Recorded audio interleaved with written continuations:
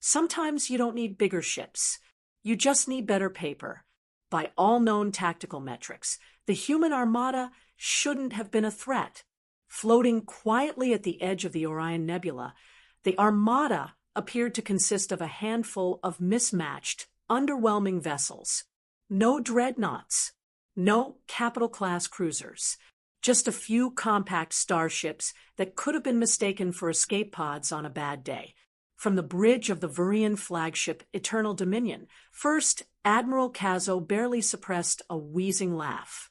"That's the fearsome human fleet we were warned about," he scoffed, gesturing to the tactical display with one of his lesser appendages. "I've seen more intimidating dust clouds in the Omega sector." Around him, the crew of the Dominion tittered, bioluminescent skin dimming in amusement. Even the science officers seemed to smirk, despite their species' usual allergy to humor. Only one face didn't shift with amusement: Terra, the young Vurian intelligence officer. Her crystalline exoskeleton glowed a concerned shade of violet as she scanned the readings again. "Sir, respectfully," she said, her voice edged with tension, "you need to look at the energy signatures again. These vessels, the readings don't match their dimensions. They're using spatial compression technology we've never seen before." Kazo rolled his primary eyes. Spatial compression? Unprecedented. Impossible. The energy requirements alone. The bridge lights flickered. Then the tactical display pulsed. Then every known law of sensible space design packed its bags and left. One by one, the small human ships began unfolding. What had appeared to be a tiny flotilla bloomed outward like a collection of deadly mechanical flowers. Hulls extended. Weapons arrays spun out from hidden dimensions. Hangars opened impossibly deep, and disgorged swarms of fighters that had apparently been crammed into pockets of non-Euclidean space. "They've weaponized topology," one Vurian whispered, aghast. "No," Terra muttered. "They've weaponized origami." The bridge comm system crackled. A casual human voice, dripping with unwarranted confidence, echoed through the speakers. "Hi there. Captain Drake here. You guys really should have paid more attention to dimensional geometry. Turns out the universe folds pretty nicely if you ask it the right way." Kazo's secondary breathing sacs seized up. The ships were still unfolding. A vessel the size of a shuttle revealed itself to be a carrier-class warship, stretching across multiple layers of folded subspace like a butterfly erupting from a neutron cocoon. And then came the kicker. Drake's voice again. "We just got tired of building bigger ships. Parking fees were getting ridiculous, so we built small ones that are big when it counts." By now, the tactical display looked like a bad fever dream. Weapons bloomed from negative space. Energy readings surged past theoretical thresholds. Kazo stared, then swallowed, then stared harder. By the first egg, he whispered, "They've reverse-engineered smugness into structural warfare." His science officer whimpered, "They're using stable Einstein-Rosen bridges inside the hulls." "How is that even?" "Sir," another officer cried, "one of the ships is transforming into a recursive spiral array. It's folding itself into itself." Kazo's command chair had never felt so small. Then came the final blow. Drake, still infuriatingly calm, spoke again. "Now, about those colonies you've been harassing. We can do this the easy way, which means you leave quietly and respectfully, or the hard way, which involves me explaining to my engineer why we had to unfold the really weird part of our flagship." The comm line buzzed. "Oh, and FYI, my first officer really wants to test if we can fold a dreadnought into a four-dimensional duck." Kazo choked on his own spit. The bridge was dead silent. Even the holographic fish in the captain's Zen tank had stopped swimming. "We accept your terms," Kazo said, his voice trembling as his exoskeleton flushed an embarrassing shade of surrender violet. "Wonderful." Drake chirped, "We love resolving things diplomatically. Saves so much ammo. As the Varian fleet retreated in silence, Terra watched the human ships refold themselves like pocket universes collapsing gently into normal space. A maintenance technician whispered they never needed bigger ships. They just told geometry to go fold itself. Meanwhile, aboard the EFS Mobius, Captain Alexandra Drake sipped her coffee and grinned. Navigation, once they're gone, take us back to Starbase 47. And someone remind Dr. Patel she owes me 20 credits. I told her we could scare them off without actually unfolding the quantum origami arrays. Her first officer, Commander Martinez, smirked. Do you think they bought the bit about the 11-dimensional particle cannon? Doesn't matter, Drake replied. By tomorrow, half the galaxy will believe it's real, and the other half, they'll be too scared to find out. Size doesn't matter when your ship can fold itself into a smug grin. Captain Alexandra Drake loved bluffing, not because she enjoyed deception for its own sake, although that was a perk, but because nothing thrilled her more than watching a roomful of arrogant alien strategists choke on their own laughter. And today had been delicious. Back aboard the EFS Mobius, the bridge was abuzz with post-skirmish satisfaction. Commander James Martinez, her first officer, leaned against the tactical console, scrolling through intercepted Varian comm chatter. They're calling it the Foldpocalypse, he reported, grinning. Please tell me someone's already working on the t-shirts, Drake said, swirling her coffee. I want mine to say, ask me about my ship's topology. In engineering, Dr. Mira Patel was elbow-deep in the Mobius's actually quite ordinary systems, glaring at a holographic schematic. You told them we had 11-dimensional particle cannons, she muttered, clearly annoyed and secretly thrilled. I told them what they needed to believe. Drake's voice replied through the open comms channel. And it worked. They're halfway back to their core systems, probably trying to fold their own flagships into space cannelloni. Back in Varian space, things were less jovial. Admiral Cazo, having just overseen the most humiliating retreat of his career, stood before a projection of the incident that refused to stop replaying. Turn it off, he barked. Terra, the young intelligence officer, hesitated. Respectfully, sir, we should study their spatial compression patterns. There might be a... Turn it off. The footage blinked away, leaving only awkward silence and the faint squeak of someone's anxiety gland secreting too loudly. Cazo's breathing sacs deflated. It was just a trick, he insisted. A parlor trick. Holograms. Smoke. Mirrors. No, sir, Terra said gently. It wasn't. Our sensors were functioning. They really did fold ships inside themselves. The science officer coughed. Technically, they folded space inside the ships, but yes. Cazo stared. Have we tried folding our ships? The crew collectively shuddered. Sir, Terra said carefully, our ships aren't flexible. Meanwhile, the Mobius had returned to Starbase 47, where a requisitions officer was losing her mind over the latest round of funding requests. What do you mean quantum origami arrays? Martinez, in perfect deadpan, replied, We're going to need 3 crates of reinforced paper. Origami grade. Glossy finish preferred. Why? To protect the universe from the wrath of creased space-time. Obviously. The officer blinked, then sighed, then added 2 boxes of glitter pens, just in case. Within 48 hours, 14 different species had filed formal queries about human spatial folding tactics. 3 demanded a demonstration, 2 offered treaties, and 1, the hive mind of X-Wildar, sent an urgent message. Request, origami training facility blueprints. Assumption, art class equals superweapon development center.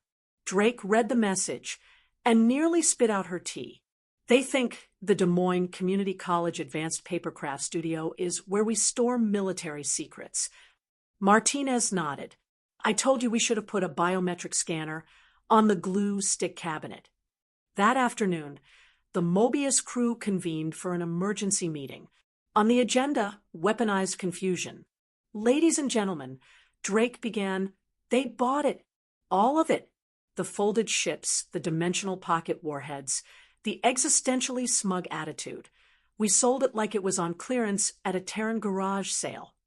What now? Patel asked. Eventually they'll figure out it was smoke and mirrors.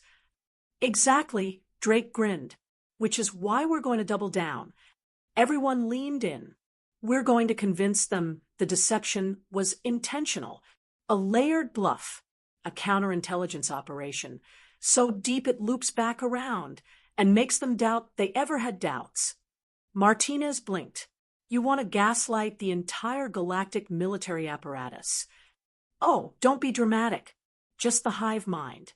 Within hours, rumors began to spread of a secret Terran facility where the true masters of dimensional warfare trained in silence and mystery. Its name? Community College. By week's end, 3 alien infiltration teams had attempted to enroll in Intro to Origami. One insisted they needed to learn to fold a crane to unlock the 12-fold path to hyperspatial enlightenment. Another asked if the final exam involved real birds. The last simply muttered, crane unlocks defense grid, while folding paper with the intensity of a neurosurgeon.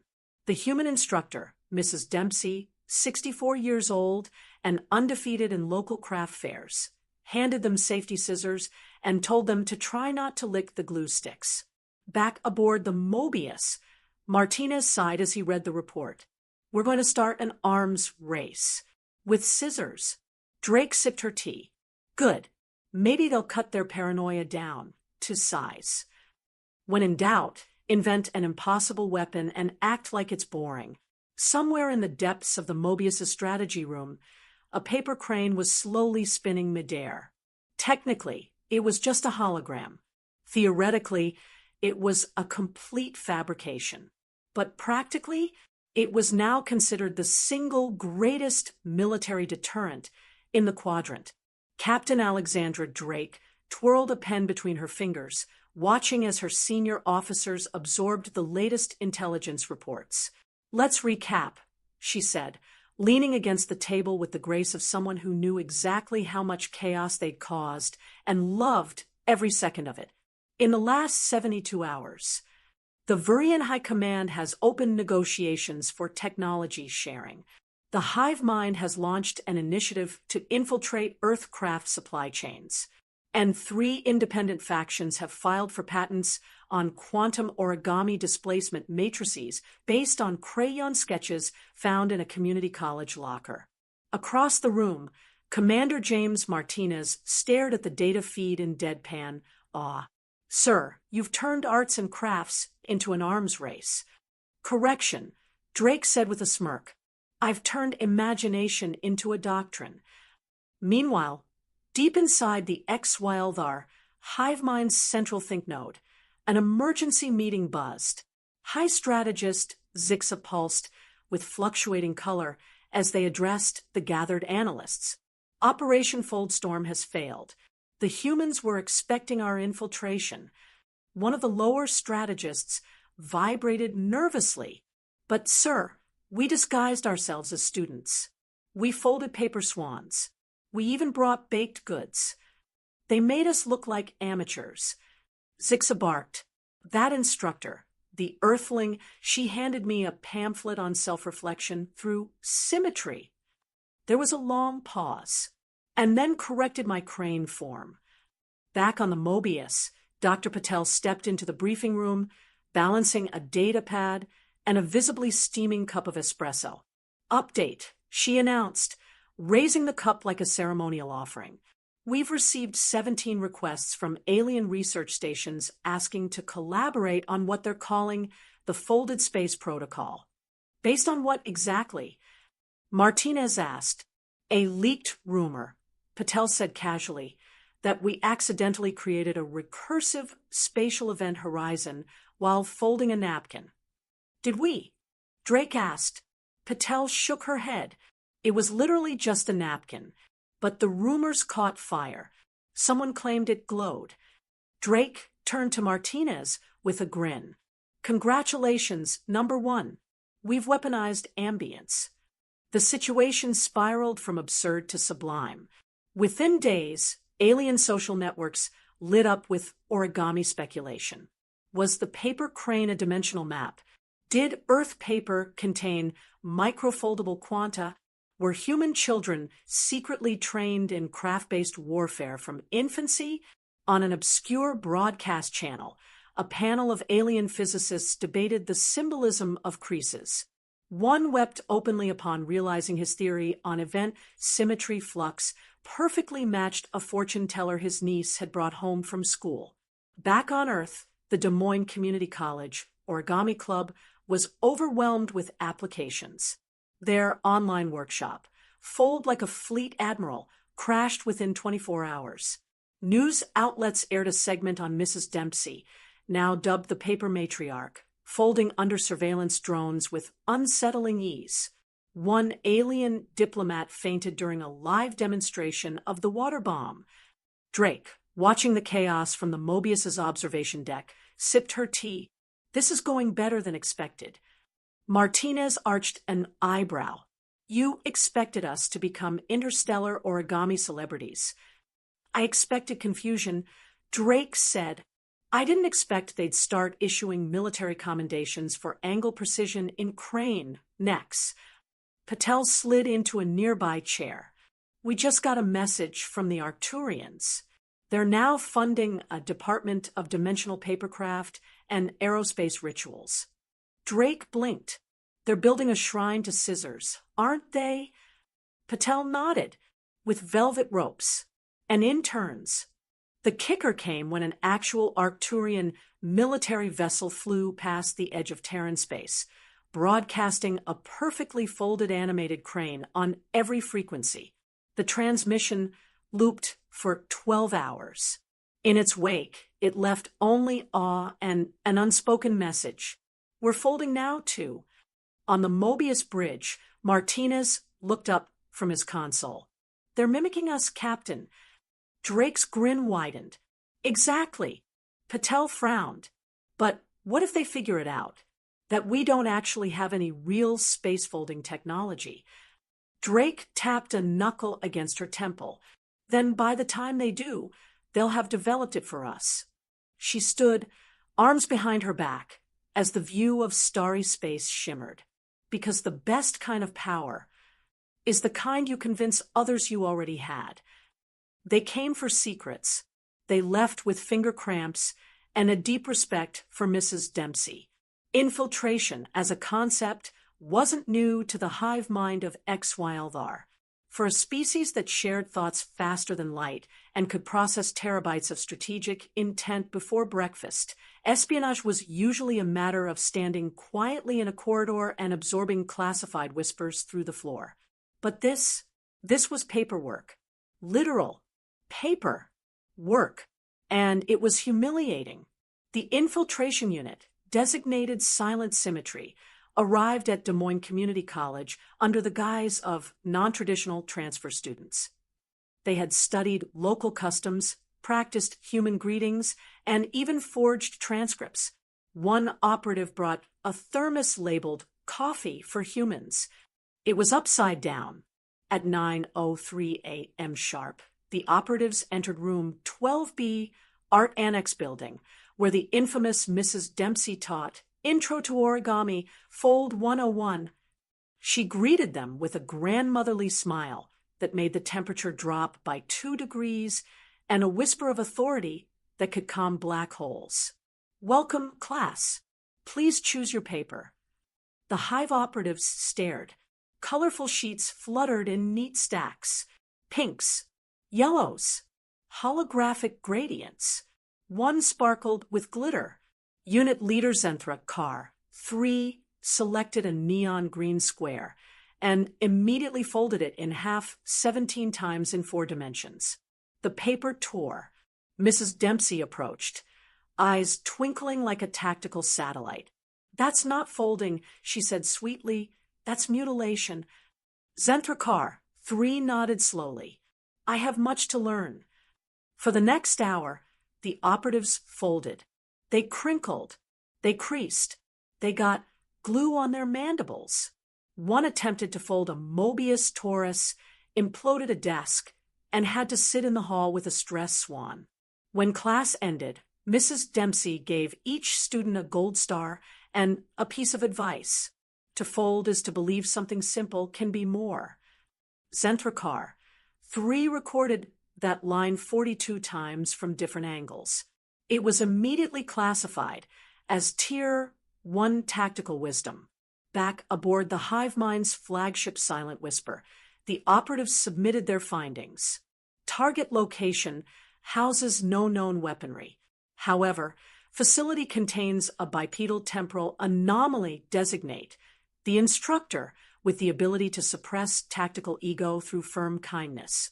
Paper-based instruction has potential to destabilize hierarchical thinking. Further surveillance recommended. Also need more glue. Meanwhile, aboard the EFS Mobius, Commander Martinez was laughing so hard he nearly dropped his coffee. They really did it. They infiltrated a community college origami class. Drake grinned. We have photos. One of them tried to submit their paper frog as a strategic proposal. Patel scrolled through the footage. They even filled out the class feedback form. She zoomed in. I came seeking technology. I found inner peace. Car 3. But the real shock came days later, when the hive mind broadcast a message across neutral space. It wasn't a declaration of war. It wasn't a demand for reparation. It was a challenge. We request a public demonstration of Terran origami proficiency. Live. Competitive. Fold to fold. Drake sipped her tea. Oh, we're doing this now. And so, the first galactic folding exhibition was born. Held in the neutral zone above Beetle Sigma Station, the event was moderated by the Centauri Accord and broadcast live across 12 star systems. The rules? 5 folds. No replicators. 1 sheet per species. Showmanship encouraged. Representatives from the Varians, Arcturians, and even the diplomatic division of the Rogue Mathematicians' collective submitted entries. The hive mind fielded Zentrikar 3. And Earth? They sent Mrs. Dempsey. She arrived in a pressed cardigan, carrying a floral tote bag filled with paper and mints. When asked if she had an official rank, she responded, retired, mostly. Then she looked at the hive mind's folding platform, sculpted from pulsating crystal and neural steel, and whispered, how quaint. The contest was a blur.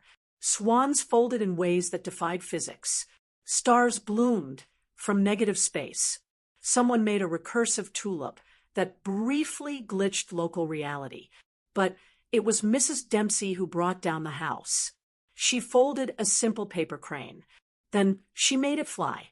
It fluttered across the arena with a soft flapping of reality, leaving behind a wake of recreased space-time and stunned silence. Zentrikar 3 bowed, without hesitation. We concede. We will study your ways. Mrs. Dempsey patted his shoulder. Don't worry, dear. We'll get you to intermediate class soon enough. Back aboard the Mobius, Martinez watched the replay.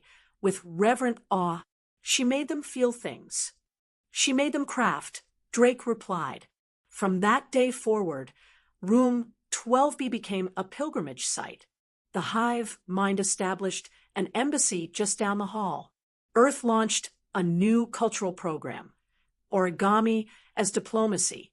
Enrollment soared. So did the price of paper. And Mrs. Dempsey, she was offered a job leading negotiations at the Galactic Peace Council. She politely declined. Her Tuesday class was already full. When everyone starts folding, nobody's sure who's bluffing anymore. It began with a single encrypted report, a blurry image of Mrs. Dempsey, her hand halfway through a reverse squash fold, broadcast across 12 star systems and tagged as Tier 0, Potential Weapons Technology. Within 48 hours, 17 species began revising their military research priorities. Round pushpin in the Arcturian Defense Ministry. We must invest in precision crease mechanics, shouted one general. A younger officer held up a paper swan. Sir, it flaps. It flaps. Round pushpin on the hive mind's auxiliary thinkship. This move, Zentrikar, 3 said solemnly, holding up a practice frog, is known as the Valley of Infinite Potential. One of the collective's subthoughts murmured, I miss blasters. Round pushpin aboard the Mobius. Commander Martinez was reading the latest intelligence brief while chewing on a pencil. We have a problem. Captain Drake looked up from her desk. Define problem. He held up a screen. It displayed a crystalline collective star cruiser, folded into the shape of a paper lotus. A really weird problem. Drake blinked. Please tell me that's a hologram. Nope. They actually folded their ship. Drake frowned.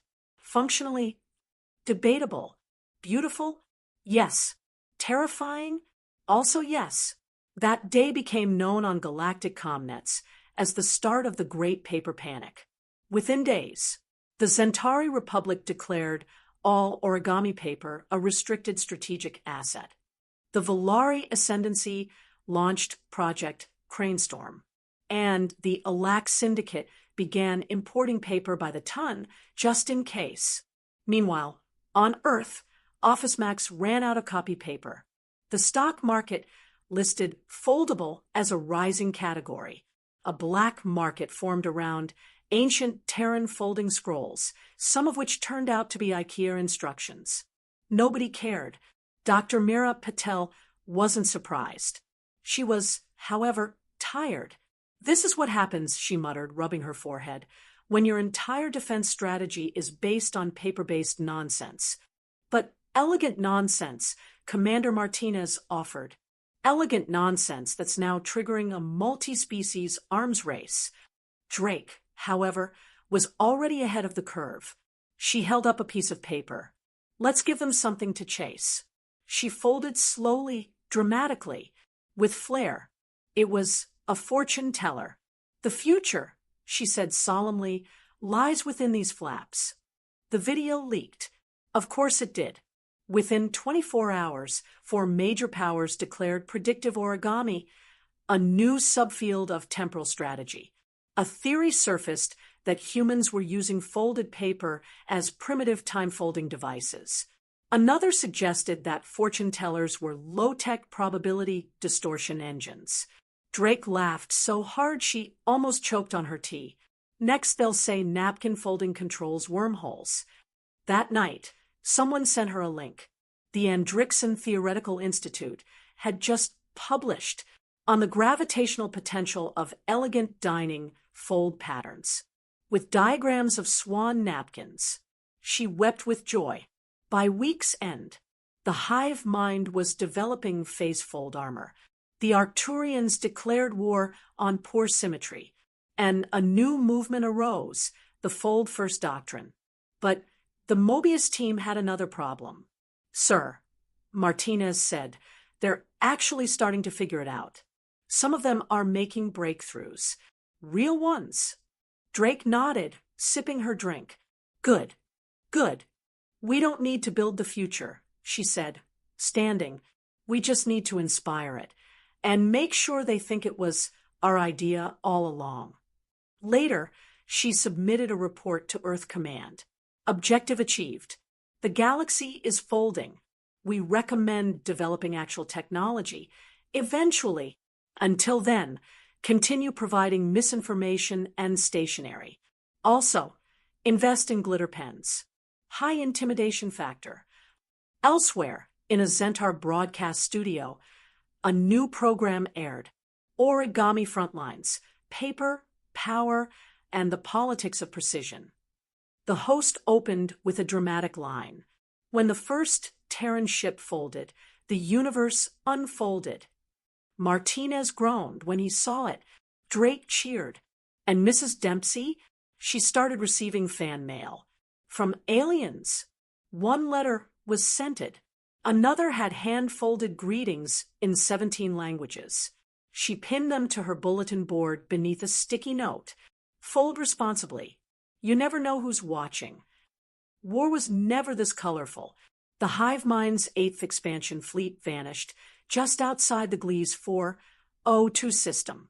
Not from weapons fire, not from black holes, not from interstellar pirates, but from strategic embarrassment. According to intercepted comm logs, the final message from the fleet's flagship was, "Abort mission. We have encountered napkin swans." Repeat, functional napkin swans. With hover capabilities. We were not prepared. Back on Earth, in the brightly lit Mobius war room, Captain Alexandra Drake stood beside a digital whiteboard displaying 17 origami figures and a glue stick labeled tactical adhesion unit. Dr. Meera Patel stared at the scene in deadpan horror. "Sir, they're starting to think glue is part of our power projection strategy." Drake grinned. "Good. That means the psychological warfare phase is working." Martinez nodded seriously. "Also, the Arcturians tried to reverse engineer pipe cleaners. Did they succeed?" "No, but they did invent something called flexible plasma floss." "Not bad," Drake mused. "Let's put it in the next fake leak." Meanwhile, at the Galactic Security Council Emergency Summit, chaos reigned. The Varians had lost 3 patrol vessels attempting to fold stealth drones into tactical dandelions. The hive mind was demanding a ban on papercut warfare, and the Arcturian delegation accidentally unfolded their ambassador during a demonstration of kinetic crease propulsion. The event was live-streamed. Over 1 billion watched. A meme of the ambassador's surprised face halfway through a reverse squash fold became the quadrant's most shared image that week. Inside the Mobius's conference room, Martinez delivered the latest report. "Sir, the hive mind has submitted a formal inquiry to the United Terran Embassy." Drake raised an eyebrow. "About?" "They want to know if construction paper grants enhanced dimensional resilience." Drake burst out laughing. "Tell them yes, but only the glitter kind." Patel nearly choked on her tea. "Will bankrupt their science budget on sequins alone." The true turning point, however, came with the Volari Compact.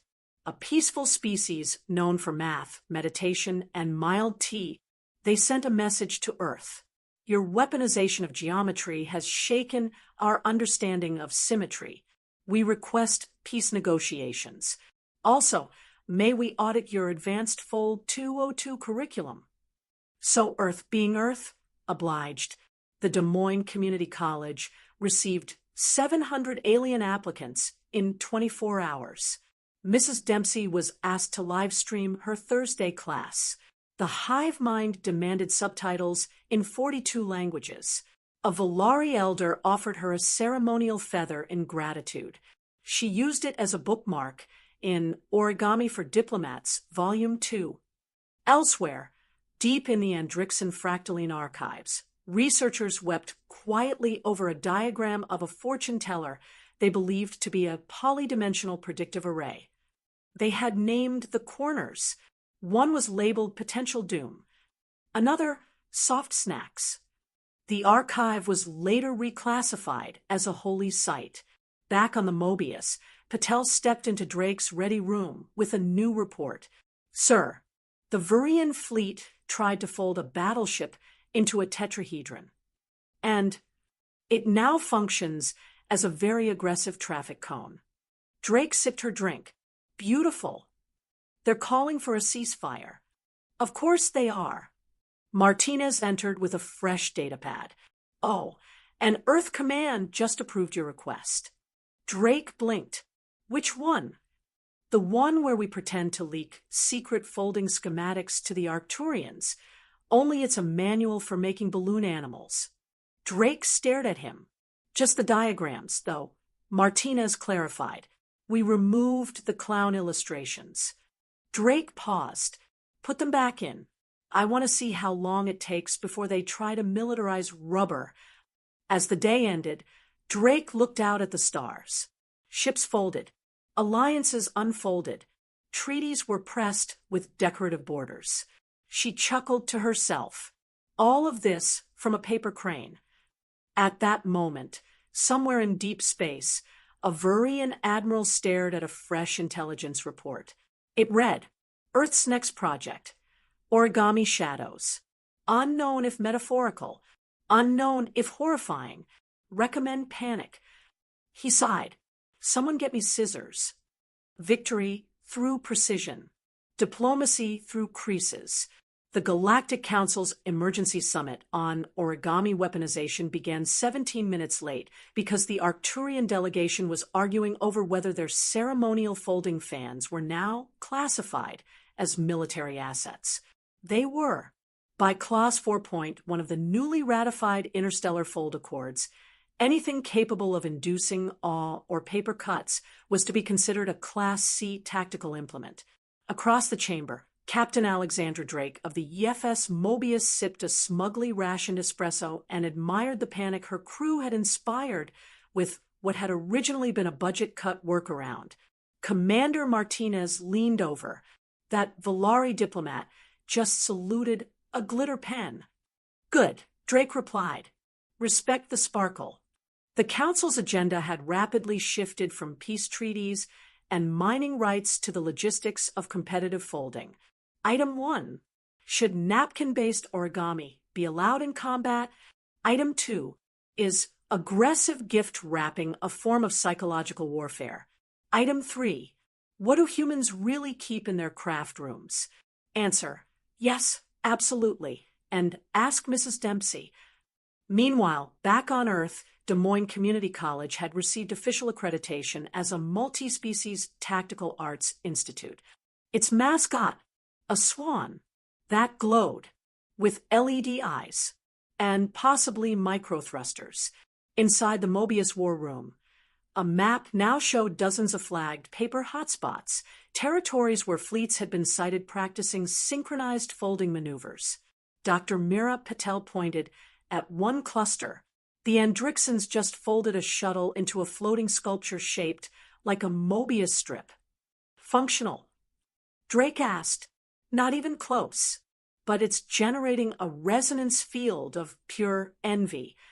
News feeds across the quadrant exploded. Fold first, ask later, inside the new era of origami diplomacy. Mobius maneuvers. How Earth bent the galaxy into submission with cardstock. Live. The hive mind unveils phase fold pantsuits. The Arcturians hosted a fold-off. It ended when one ambassador fainted trying to fold a 4-pointed peace treaty with one hand. The Valari proposed a peace-through-paper initiative involving folding booths at every major negotiation. It passed unanimously, with glitter. Meanwhile, Earth Command sent a message to the Mobius. Well done. Budget request for 10,000 metric tons of origami paper approved.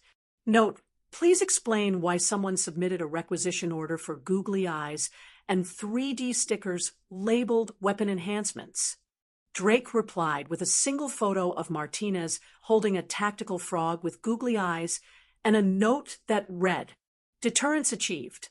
But the situation escalated faster than expected. The hive mind challenged Earth to the Galactic Origami Invitational, a full-contact folding competition. 0 gravity, live-streamed, 3 judges, one of whom was Mrs. Dempsey. The stakes, bragging rights, and strategic humiliation. In preparation, Earth assembled a team of 1 ex-NASA materials physicist, 1 stage magician, 2 toddlers with suspiciously precise folding skills, and the reigning Terran Foldlympics gold medalist, Nina Fingersnap Kozlova, age 72, known galaxy-wide for her ability to fold a swan blindfolded during turbulence. Martinez, observing practice, turned to Drake. We're really doing this, aren't we? Drake grinned. This is our Super Bowl.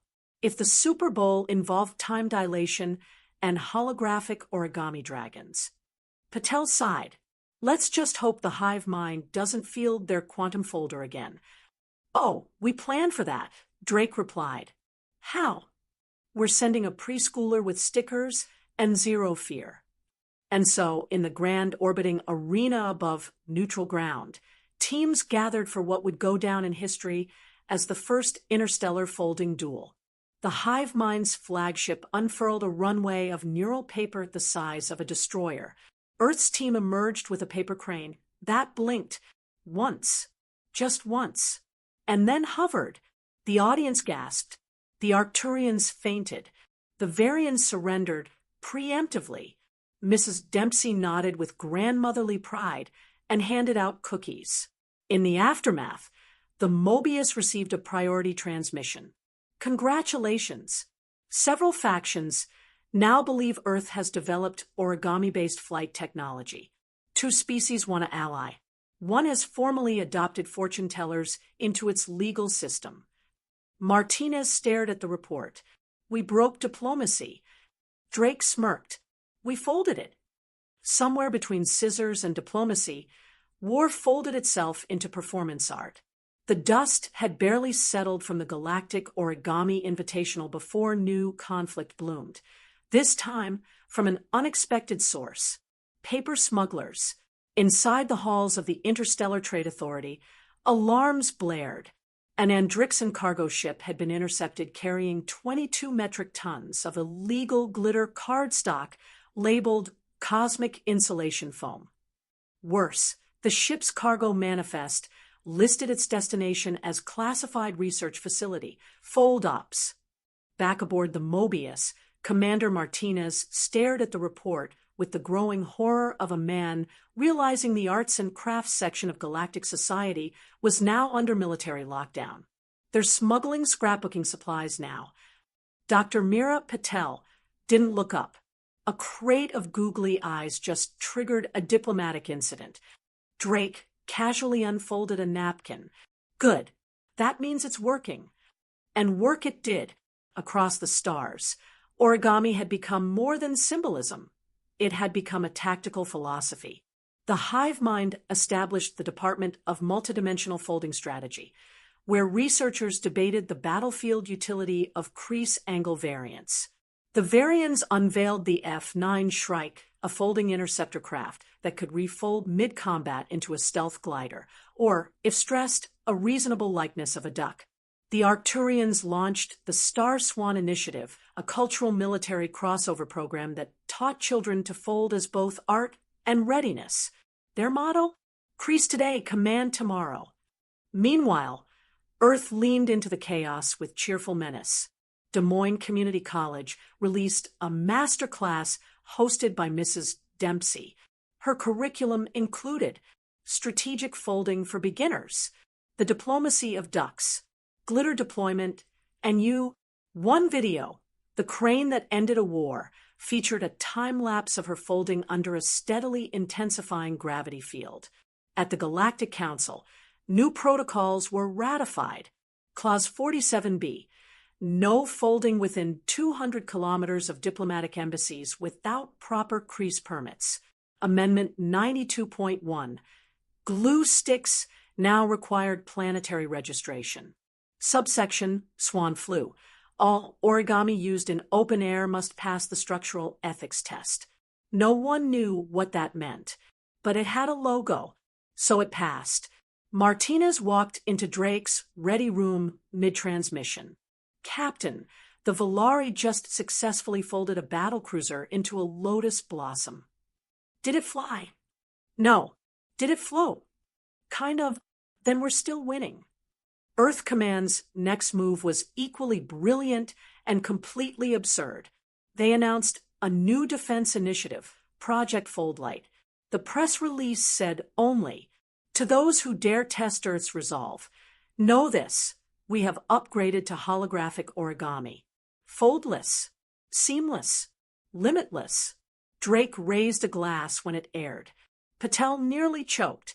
Martinez whispered, "That's just mood lighting in the conference room, isn't it?" Drake winked. The arms race spiraled. The hive mind developed neurocrease fields, allowing ships to change configuration through thought patterns and emotional harmony. The Arcturians debuted a reactive hull skin that changed color and shape depending on fold type and tactical urgency. A rogue engineering student from Delta Station built a drone that could make 8-fold fortune tellers mid-flight, then drop them as psychological warfare leaflets. And then came the Fold Flash incident. During a peace talk between the Varians and Hive Mind, a junior diplomat sneezed during a ceremonial folding display. The sudden burst of incorrectly folded paper triggered the defensive instincts of nearby delegates. One panicked, pressed a button, unfolded a treaty display too fast. It exploded in confetti and confusion. 3 minor wars were declared. They were resolved within an hour, mostly because Mrs. Dempsey started handing out cookies and reminding everyone that a bad fold is just a new beginning. Earth was now being petitioned by no less than 6 factions to mediate through paper-based diplomacy. Drake sent them all a standard reply. Beginner packs available in all major starports. No refunds for failed cranes. As the Mobius returned to Earth for its ceremonial debrief, Martinez looked out at the incoming reports. "Captain, there's something oddly beautiful about all this." Drake nodded. "Of course. The whole galaxy's finally speaking the same language. Peace." "No." She smiled. "Craft. When crayons become curriculum and holograms break physics, you know the humans are involved." The Galactic Academy of Applied Sciences, once the solemn home of post-singularity theorems and black hole dynamics, now hosted a brand new department. Department of Cryonic Engineering and Kinetic Performance, Origami. Their flagship course, Applied Crayon Physics, Creativity, Chaos, and Combat Readiness. Lab required, glue optional, snacks encouraged. It all started with a rumor. Someone, possibly Drake, possibly Martinez, possibly a preschooler named Luna, had suggested that human children were secretly trained in spatial manipulation via craft time. The result? Interstellar panic. On a neutral observation satellite, a think tank of 12 species watched a video titled "The Hand Turkey and Other Tactical Dissections." A Volari general wept softly. An Arcturian admiral began drafting a treaty with crayons. The hive mind split its consciousness into 5 subprocesses just to evaluate the glitter patterns. Back aboard the EFS Mobius, the crew watched the chaos spiral from absurdity to artistry. Martinez looked up from his console. "Captain, the Zenthari just built a prototype using crayon-layered composite armor." Dr. Patel didn't even blink. "Let me guess. They say it resonates with the childlike impulse to survive." Martinez blinked. "Yes, actually. Their lead engineer said it taps into what he called fundamental hope particles." Drake sipped her tea. "Someone give that alien a scholarship." Meanwhile, the Arcturian Navy unveiled their first origami-class drone, the F-12 Dancer. It folded itself mid-flight. Its only weapon, a glowing trail of primary colors and patterns that induced confusion, awe, and sudden nostalgia. The enemy fleet stopped firing. They didn't surrender. They just clapped. As the galaxy tried to process the blurred line between performance art and warfare, Earth doubled down. Drake authorized the creation of Team Kaleidofold, a specialized mobile unit composed of 2 kindergarten teachers, 1 origami master from Kyoto, a circus acrobat with a degree in astrophysics, and a child named Owen, who could fold a perfect dragon blindfolded using scented paper. They were deployed to the Galactic Cultural Expo as Earth's peace delegation. By the end of the week, 4 factions had revised their military doctrine to include aesthetic surrender clauses. Back at the Galactic Council, a new debate erupted. Should crayon velocity be regulated? The Volari said yes. The hive mind argued crayons were technically low-mass impact propaganda devices. The Varians said only if sparkles were involved. Drake, appearing via holoconference, solved the matter by holding up a glitter crayon drawing of a smiling folded spaceship, captioned, "Fold with joy, fire with love." The chamber applauded. 3 diplomats cried. 1 Arcturian fainted. Meanwhile, in secret, the Andrixon Science Council launched Project Scribblestorm, an attempt to encode quantum communication into hand-drawn coloring book pages. Results were inconclusive, but they did create a wormhole shaped like a cat. It purred. Martinez turned to Drake. "We've broken causality with crayons." "Good," she replied. "Maybe it'll fix the budget." Patel raised an eyebrow. "You're funding engineering experiments with coloring books and pipe cleaners." They asked for a fusion drive. Drake said, "I gave them a bag of googly eyes and a dare." Earth's latest tech demonstration featured a fleet of drones that folded into paper animals mid-battle, then painted themselves with plasma-based brushstrokes. No shots fired. The enemy fleet just adopted them. One was promoted. Another now teaches calligraphy at a Volari art school. At the same time, Des Moines Community College issued its most advanced certificate yet. Foldcraft 401, Tactical Theater and Crayon Geometry.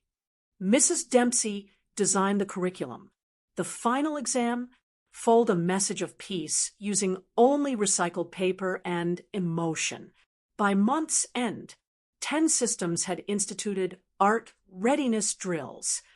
Paper factories became strategic assets, and Mrs. Dempsey was nominated for Galactic Chancellor. She declined, citing grading deadlines. As Drake watched the stars from the Mobius observation deck, she whispered, "They wanted war." Martinez appeared beside her. "And we gave them show and tell." She smiled. "No, we gave them something better. Performance engineering? Play." Not with a bang, but with a crease and a chuckle. The Galactic Dimensional Engineering Championships began in a blaze of color, glitter, and interstellar confusion. Opening ceremony, a synchronized origami routine featuring paper dragons, fortune tellers, and a tribute to Mrs. Dempsey that involved a 40-meter-long crane folded mid-flight. The audience wept. Even the hive mind applauded. Their claps echoed across 4 dimensions. At the judges' table, Captain Alexandra Drake, now officially titled High Advisor of Strategic Aesthetics, sipped from a thermally stabilized mug that read, "I folded. They followed." Next to her, Commander Martinez grinned as a team of Zenthri engineers attempted to fold an entire shuttle into a Mobius duck with laser-guided creases. "They're getting better," he said. "Terrifying, isn't it?" Drake replied.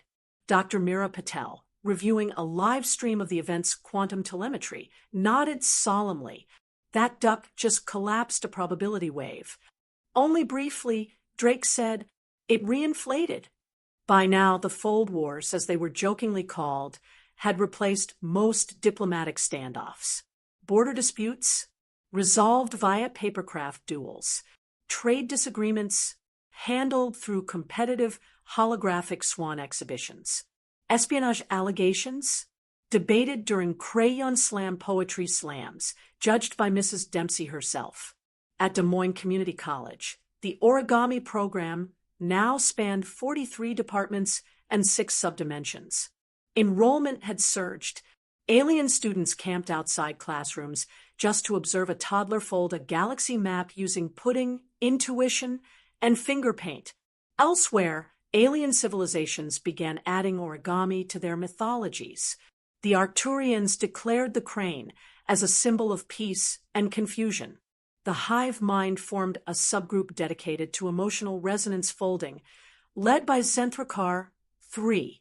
The Varians installed origami art in their capital's Hall of Strategy and offered scholarships to students who could fold under pressure.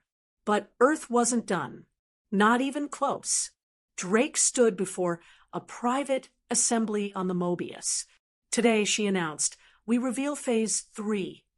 Martinez blinked. "Phase 3. Patel looked up warily. "I thought Phase 2 was where we stopped." "Oh no," Drake said, grinning like the universe's favorite instigator. Phase 3 is the final fold. They unveiled it at the closing ceremony, a perfect replica of the Milky Way galaxy, folded entirely in paper, backlit by plasma auras and choreographed to the tune of Somebody's Baby, a folk song turned anthem, now sung by choirs of children from 17 species. As the last fold aligned, the room fell silent, and then the galaxy stood and clapped. The day after the ceremony, 3 species abolished war. 5 began converting their fleets into roaming peacecraft capable of launching performance fold squads on short notice. 1 race dedicated its moons to emotional support origami gardens. Another simply wrote Earth a note. You weird, confusing maniacs. Thank you. We didn't know we needed this. Later, back aboard the Mobius, Martinez stared out at the stars. Do you think they'll ever figure it out? Drake smiled, folding a tiny hypercrane from a hologram napkin. They already have. They just don't care anymore. Why? Because they're having too much fun. In her classroom, Mrs. Dempsey pinned a new letter to her bulletin board. It was from the Galactic Cultural Archive. A simple thank you. Attached was a medal made of layered crystalline paper. Engraved, to fold is to understand. And somewhere in the deepest stretch of space, a satellite drifted silently past the edge of charted systems. It was old, forgotten, until now, because something inside had finally unfolded. A single piece of paper drifted out. It was a fortune teller. In every language known and a few unknown, it read, "The future is what you fold it to be."